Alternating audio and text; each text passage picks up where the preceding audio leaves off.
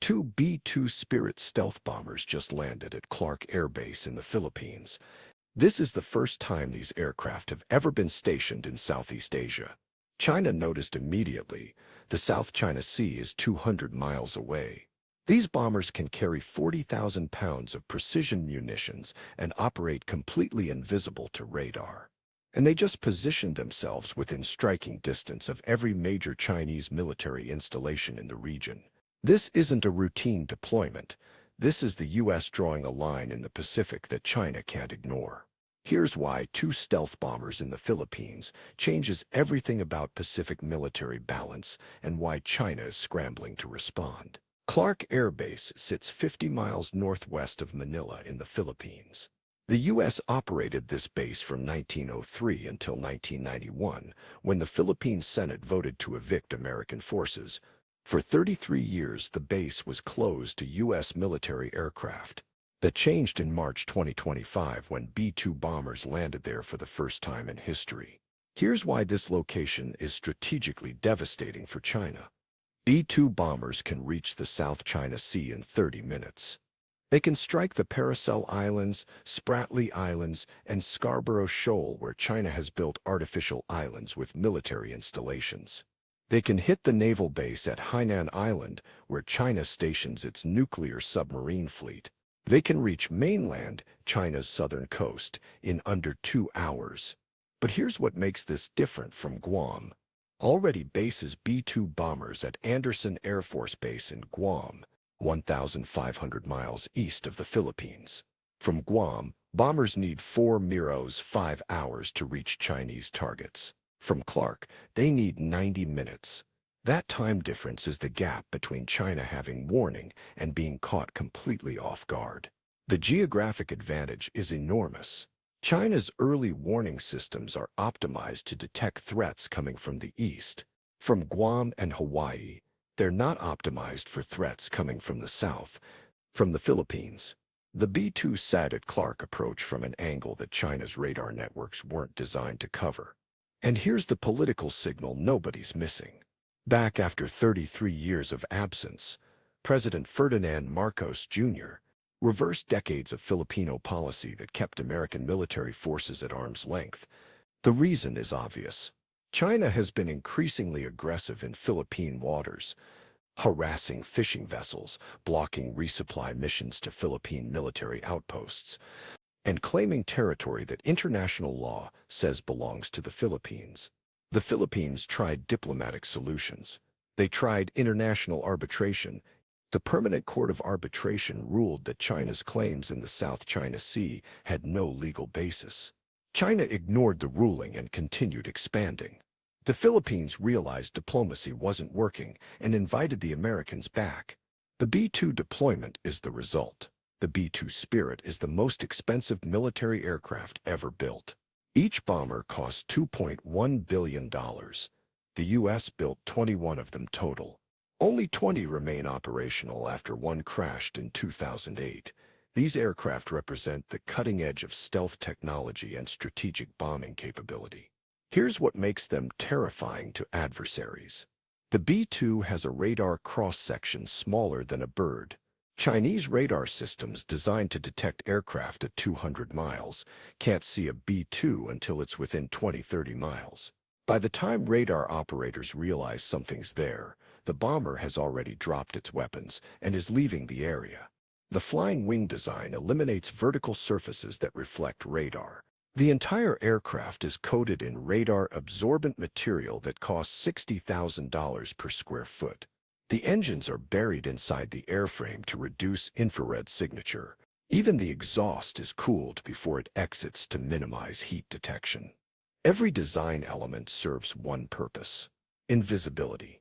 But here's the payload that matters. Each B-2 carries up to 40,000 pounds of weapons. That's 80 GBU-31, JDAM precision-guided bombs. The specific loadout is classified, but the capability is public. One B-2 can destroy 80 separate targets in a single mission with precision measured in feet, strike targets anywhere in China, and land back at Clark without ever being detected by Chinese radar. Publicly announced it. but China has no way to track them once they're airborne. The B-2 doesn't need to attack to be effective. Just knowing these aircraft are 200 miles from your territory and you can't detect them creates constant uncertainty. Chinese military planners must assume B-2 could strike at any moment without warning. That psychological pressure is the point. China has built artificial islands in the South China Sea and fortified them with military infrastructure. Fiery Cross Reef has a 10,000-foot runway capable of landing fighter jets and bombers.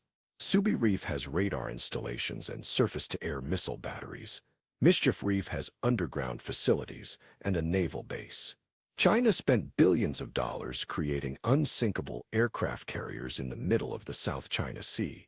But here's what China didn't account for: stealth bombers based close enough to strike before warning systems can respond. These artificial islands are fixed targets. They can't move. They can't hide. And they're within easy striking distance of B-2 Savia operating from Clark. A single B-2 carrying 80 precision-guided bombs could crater every runway, destroy every radar installation, and eliminate every surface-to-air missile battery on one of these islands in a single pass. China built these islands assuming they'd have warning of incoming attacks. B-2 eliminate that assumption. Here's the specific threat. Fiery Cross Reef is 590 miles from Clark Air Base. A B-2 flying at 560 miles per hour reaches it in 63 minutes. Chinese radar on the island might detect the bomber at 30 miles out, giving them 3 minutes of warning. That's not enough time to scramble fighters, activate all defenses, or evacuate personnel. The bombs start landing before effective response is possible. Subi Reef, Mischief Reef, and the other fortified islands face the same problem. They're all dependent on radar systems that can't reliably detect stealth aircraft. China spent a decade building these installations to project power across the South China Sea. The U.S. just positioned assets that can neutralize them in hours. But here's the larger strategic problem for China. Destroys China's artificial island network in the opening hours. China loses its forward operating bases in the South China Sea. Their aircraft have to fly from mainland bases 701,000 miles away instead of from islands 200 miles from contested areas. Their ships lose safe harbors and resupply points. Their entire South China Sea strategy collapses. The islands were supposed to be unsinkable aircraft carriers that China could use to dominate regional waters. They're now hostages. China can't defend them against stealth bombers, and losing them would be a strategic catastrophe. The B-2 deployment at Clark turned China's greatest advantage into their greatest vulnerability. Taiwan is 700 miles north of Clark Air Base. B-2 bombers from Clark can reach the Taiwan Strait in 75 minutes. They can strike Chinese amphibious assault ships, landing craft, and logistics vessels before they even reach Taiwan's coast. Here's why this matters for invasion planning. China needs to transport 100,000 plus 500,000 troops across the Taiwan Strait to successfully invade Taiwan. That requires hundreds of ships and thousands of landing craft concentrated in staging areas on China's southeast coast. These staging areas are visible to satellites and within striking distance of Clark-based B-2. A Chinese invasion fleet gathering at ports like Xiamen or Fuzhou presents a target-rich environment. Ships packed together, troops waiting to embark, logistics stockpiles concentrated in loading areas. A B-2 carrying cluster munitions could devastate these staging areas before the invasion even launches. But here's the timing problem China faces. Invading Taiwan requires weeks of visible preparation.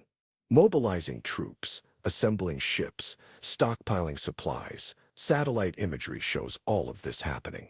The U.S. would have days or weeks of warning. B-2 cell but at Clark would be on high alert, potentially already airborne and orbiting in international airspace, waiting for Chinese ships to leave port. The moment Chinese invasion forces start crossing the Taiwan Strait, they're vulnerable for 4 or 6 hours of transit time. B-2C or can hit them continuously during that window. Chinese ships can't hide in the strait. They can't take evasive action while maintaining formation. Their targets moving in predictable patterns across open water. And here's the defensive capability China lacks. Chinese fighters and surface-to-air missiles can defend against conventional bombers and cruise missiles. They've built layered air defenses specifically for this scenario, but those defenses require detecting incoming threats. Stealth bombers bypass detection. By the time Chinese defenses realize they're under attack, the bombs are already falling.